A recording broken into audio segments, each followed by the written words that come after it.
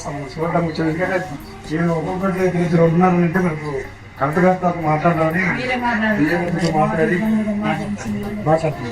సమన్వయంగా నడుస్తున్నాయా లేకపోతే మనకి కొద్దిగా రాసి ఉందా మరి మనం మాట్లాడి కొద్దిగా డాక్టర్లు ఎంతమంది ఉన్నారు? 12 మంది డాక్టర్ల తిప్పక 5 డాక్టర్లను 5 మెంబర్సే వచ్చింది. సో అది ఆ 5లో కూడా డ్యూటీ చేసేది ఇద్దరు మాత్రం. ఇద్దరంటే ఇద్దరితోనే 200 మంది దాకా ఉంటున్నారు కదా పేషెంట్. 250 మంది దాకా ఉన్నప్పుడు 180 మంది ఇప్పటికి ఇంకా అవ్వలేదు. 24 గంటలు కూడా అవ్వలేదు. నమస్కారం రవిబాబు గారు. బాగానే ఉన్నా.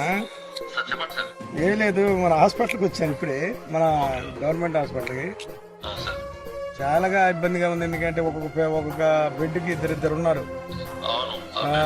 డాక్టర్లు కూడా ఇద్దరే ఉంటున్నారు. ఇప్పుడు 200 పైన పేషెంట్లు ఉంటున్నారు. కొద్దిగా కొంచెం మీరు అక్కడ ఏర్పాటు చేస్తే మీరు కలెక్టర్ గారితో కూడా మాట్లాడతాను. ఎవరితో కలెక్టర్ గారితో కూడా మాట్లాడి సార్కు బాగా అది, ఎందుకంటే ఇది గిరిజన ఏరియా కదా కాబట్టి కంపల్సరీగా ఎక్కువ జ్వరాలు రావడం అంతా ఒక్కొక్క బెడ్కి ఇద్దరు అంటే కొద్దిగా డాక్టర్లు కొద్దిగా మరి ఇద్దరే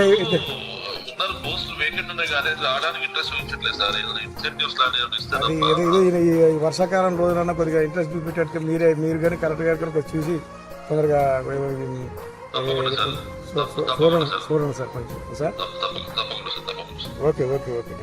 బిల్డింగ్ లేకపోతే ఇబ్బంది అయ్యేది. ఈ బిల్డింగ్ లేకపోతే చాలా ఇబ్బంది లేదు కదా హాస్పిటల్ లేదు.